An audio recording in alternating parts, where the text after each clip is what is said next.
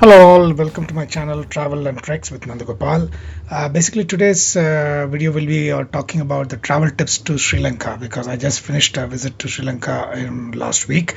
So I just thought I'll put a video together so that I can share the my experience of Sri Lanka trip with you all, so that it will be useful in case if you're planning to travel to Sri Lanka. So here we go. So some of the topics which I want to cover is basically Sri Lanka in brief, best time to travel, right? How many days you require? Typically, a recommended itinerary, places to see and to avoid. That's important. Currency exchange rules, how to manage the currency, visa related rules, and traveling around Sri Lanka, how to get around Sri Lanka, right? Multiple modes are there, and then do's and don'ts, and finally a quick summary. Okay, so I hope you'll enjoy this video and you'll find this video useful as well. And if you find it useful, please give a like to this video, comment in the comment section so that I get a feedback from you in terms of how this video worked for you, as well as share this video. And in case if you haven't subscribed to my channel, please subscribe so that you get stay update, you get more videos, updated videos in future. Thank you so much.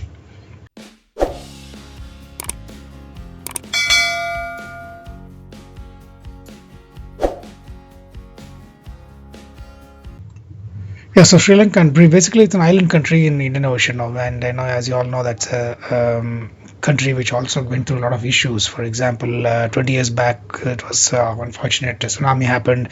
Country really suffered, and then of course there's COVID, and then obviously a couple of years back there was the economic doldrum, etc. So a lot of hardship was there for the local people, but slowly they're limping back, and the country obviously offers rich cultural heritage, stunning natural beauty, and people are definitely friendly, right? In spite of all the issues, Sri Lanka has rich cultural heritage dating back to about 3,000 plus years, right? So it's got a lot of temples, ruins and artifacts, so which one can go and check.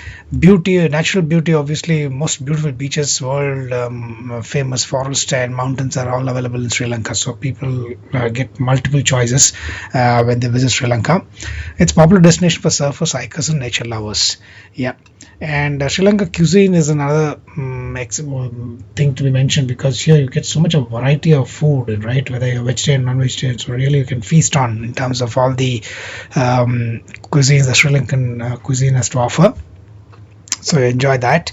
And tea, of course, is a world famous tea is from Sri Lanka. So you have a lot of factories producing tea, so you can actually visit one of them and then see the end-to-end process of manufacturing of the tea as well, and also buy some to take back to your country, right?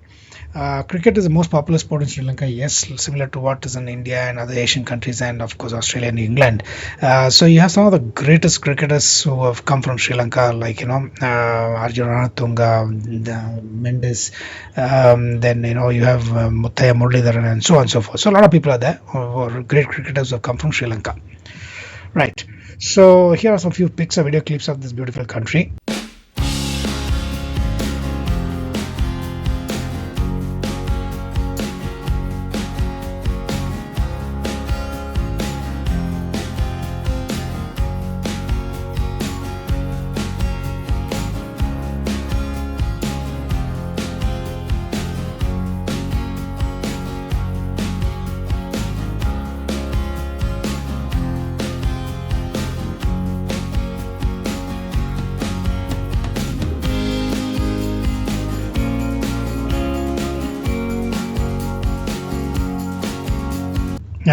The way it looks, suppose I'm an Indian, so for example for me it looked like as if Sri Lanka is a mix of Kerala, if you know, and Goa put together, and most of the places, because the roads, etc., the terrain and then the greenery, etc., was very similar.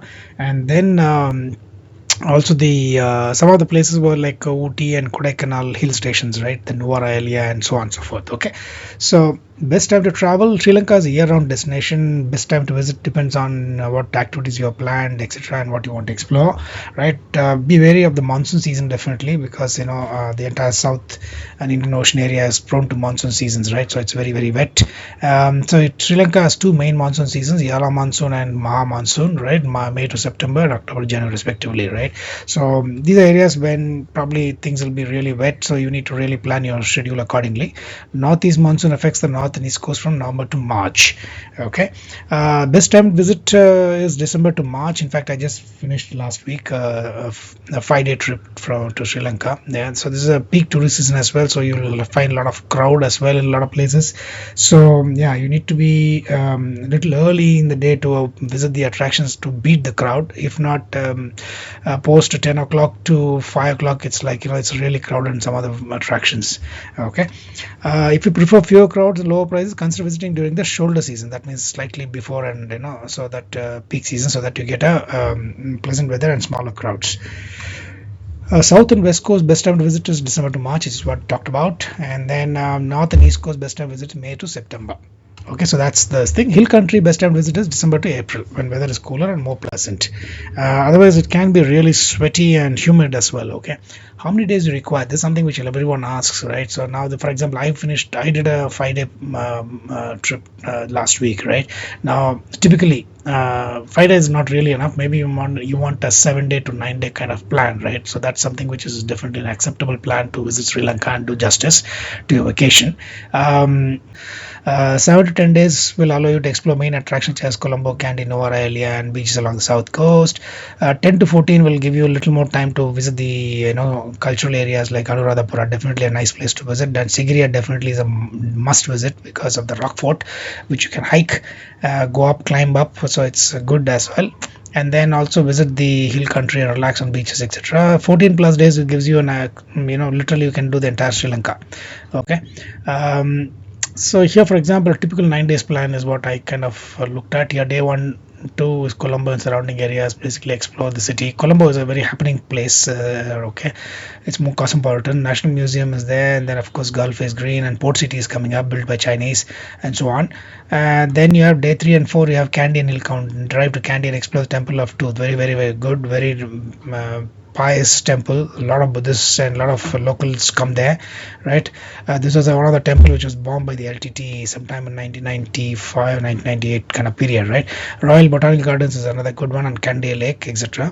Then you can visit the Nuwara and Ella. Go by train as such. It's a very good experience, but it's a cold hill station, so it's cold. So that's going to be the weather there.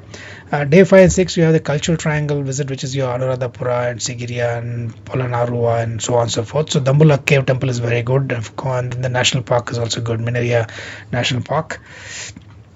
Day 7 and 9, drive to south coast and relax on the beaches of Unawatuna, Mirisa, Viligama and Gale. But the point is, some of the beaches can be very crowded from the local tourists as well, so you might want to be choosier there. And Gale Fort, obviously, it's a definite visit. Must visit as such. So here are a few places from Colombo, Kandy, Nuwara and Bentota. Bentota is something which I visited, so that I wanted to do that Madhu River cruise to see the 64 islands, including the Cinnamon Island and so on and so forth. Very interesting it was. It was a must-do activity. So they take you on a boat about a 1 hour, 1.5 hours it takes, and you visit some 64 islands are there. So some of the islands you don't have any people staying. Some of the islands you have only one family staying and so forth. They also give a demonstration in terms of how the cinnamon is made and so on and so forth. So it's definitely a must visit. Sigiriya definitely is a must visit, definitely, and the Nuwara is a great place, Colombo, Kandy and so on. So these are all definitely places to visit. Places to avoid. Okay, so this is something which I wanted to tell, especially because as a South Asian, if you are from South Asia, right, you are exposed to all the tropical climate, tropical wildlife and so on and so forth. So you would have seen elephants and whatnot, right? So and also, if you have been to Thailand and India and other places, you have a lot of elephant safaris and other places you would have seen. So when you compare that on a relative basis, this Camp Pinawala Elephant Orphanage is definitely a no-no, because one, it's an orphanage, obviously, so it's a place where the elephants are being cared to because they are sick or injured or abandoned kind of thing. But the point is, they're all, most of the time, they're chained and they're standing or for a long time, and it's a little painful to see. But at the same time, the tickets that are priced are very, very high, though there is a discount for SAARC countries, but still it's pretty high. Hardly any activity is there. except for feeding fruits, and that also is an extra ticket.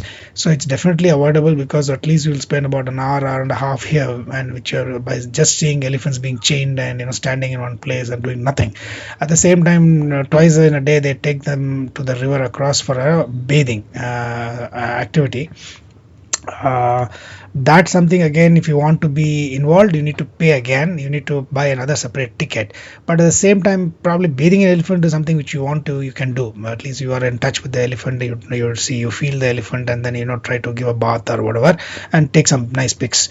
But so maybe as a noble gesture, probably you can buy donate something in the boxes kept there as a donation box. By the way, the ticket is pretty high. Second place which you want to avoid, maybe, I mean, it's not as definitely a no like Pinavalla, but yeah, you can. There's a Ahungala Sea Turtle Conservation Research Center near Bentota, which is near the Madhu River, which is similarly, you also have multiple conservation research centers, sea turtle conservation research centers across the country. This is somewhere close to the Madhu River, where Bentota. But again, the ticket is slightly high here, but then all you see is sick or injured turtles being treated here, apart from some babies, sharks and starfish inside the aquarium. So maybe about 30 minutes you spend inside. If you want, you can avoid this, and then there's a donation box where you can probably drop in some offerings and then move on. Okay, so that's something which you can look at. The currency exchange, again, similar to other countries, here too you would follow the same principle. Carry some local Sri Lankan rupees before you land there, or you can exchange that in the airport. Balance carry as part of your multi-currency cards, as it will be very convenient. Major credit cards are accepted in Sri Lanka, so there's no issue there. There are multiple places within the country, right, in mall, shopping areas, and other places where you can go and exchange your currency if you want to. But then the rates what they offer may not be as good as a bank rates. Okay, so you need to bargain. Actually, for example, I got some exchange done in a place. Somebody directed me to a place which was a jewelry shop. So there the guy was actually exchanging notes, but then the rate what he was giving was slightly less than what the bank rate. So when I bargained and said no, the bank rate is so much, then he readily agreed, and then he gave the same exchange. So that's possible. So you don't have an issue in terms of exchanging other than banks. You can have a lot of touch points in markets and shopping complex, etc., where you can go and exchange. Okay, visa rules are, it's visa on arrival for definitely, and based on the countries, most of the countries, I think the visa on arrival is definitely there. So you need to apply for ETA, electronic transfer authorization. This is a website where you apply what I've given here, highlighted in yellow, and then within a day you get an approval from the authority. So that is something is good enough. Then it helps you to avoid your lengthy delays in the airport. You just have to go and give, and then give the immigration the immigration counter your passport, and then it's done. So it's pretty fast. Okay, traveling around, yes, you have multiple travel options. Buses, definitely a lot of buses are there, both government and private. Okay, then there are trains, definitely some of them are very scenic, like for example Yella train journey is very effective, very very scenic. Tuk-tuks are all over the place, definitely, so you can actually take them for all your local sightseeings. But then again, some people put meters, some people don't, so you need to really bargain and then ensure that the amount is fixed. Okay, meter taxis, definitely you can book through Uber or Pick Me. Renting a car or scooter, definitely you can. Even renting a tuk-tuk is possible. So then you give your national license and insurance, and then ensure that you can move around. But the roads definitely are much better. They are very good, in fact, though they are narrow, except probably in Colombo is very wide roads. But otherwise, most of the places is pretty double lane roads which are there and across, but they all follow the rules. Me being from India, I found that the driving and then following the rules was much better. So that way, driving around Sri Lanka should not be an issue as long as you follow the rules and regulations. Okay, then of course, if you want to hire a private driver, that's also possible. So that way, it will give you a lot of flexibility. Maybe it will be a little more costly, but yeah, it definitely a recommended option, definitely, right? And then also you have an option to kind of skip certain things. For example, we skip some of this gem factory visits and all the stuff because we already seen multiple times. We didn't want to waste another couple of hours there. So those kind of flexibility it gives you, right? And similarly, some museums, etc., we've just we just spend very little time there because you don't really need to spend so much of time because we already seen a lot of places like this, similar kind of museums. So that kind of flexibility you get if you're a part of a coach tour or something, then you might be constrained for all this, and you might have to anyway go with them. So that's an option. So there are multiple options to travel around, no issues at all. The roads are good, right? Do's and don'ts. Respect Buddhist tradition. Dress modestly when visiting temples and remove your shoes when required. Definitely, your dress should cover your knees. That is one thing. And carry your passport always, because some attractions, as I told you, Elephant of Ness, Sigiriya, etc., give some discount on entry tickets for SAC country passports. Okay, try local cuisine. Obviously, the variety of food is amazing, so you can try all kinds of stuff irrespective whether you're vegetarian, non-vegetarian. Be mindful of your surroundings. Obviously, pickpocket scams, etc., happen on all tourist places, and Sri Lanka is no exception. Understand culture significance of certain practices, like greeting, for example. Ayubowan is basically the greeting in Sri Lankan, so they feel nice when you learn that. Yeah, so there are a lot of apps which can give you all the tips. Don't touch or point the Buddha statue. This is considered disrespectful Buddhist culture. In fact, I made this mistake. For example, in one place, they allow the photography is allowed. So there's a place where the photography is allowed. So I took a picture of Buddha. Then also I tried to take a selfie picture with Buddha. That immediately one the official who was there noticed it, and then he came and deleted the picture. So obviously a selfie is not allowed, but a picture of a Buddha is allowed, provided there is no ban in photography. Okay, but if there's a ban in photography, then you just don't do anything, don't take any picture at all. But if it is, you can take a picture of the Buddha but not a selfie with Buddha. So that's important. So I learned that. Don't wear revealing clothing. Dress modestly, especially when visiting temples or attending cultural events. Very true. And also true with typically people who travel from west also, because it's more acceptable there. As we travel east, then the dress becomes a little more modest as such, so you need to respect that. Don't take pictures of people without permission. That's important. Don't drink tap water. Stick to bottled water to be on the safer side. Don't eat undercooked food, especially non-veg, etc. Okay, in summary, as I said, Sri Lanka is a nice country with lots to offer, definitely for everyone. So these are some of the tips which I wanted to give, and it offers great climate, super beaches, rich culture and history, hiking and trekking. Multiple options are there, variety of local cuisine, and great world famous tea is definitely there for you. So enjoy, relax, regenerate responsibly, and be a responsible tourist in Sri Lanka, and happy vacationing in Sri Lanka. I just hope this video gave you all the tips what is required to have a good vacation. Please like, comment and share this video, and also subscribe to my channel for more such videos and updates. Thank you so much. Bye bye.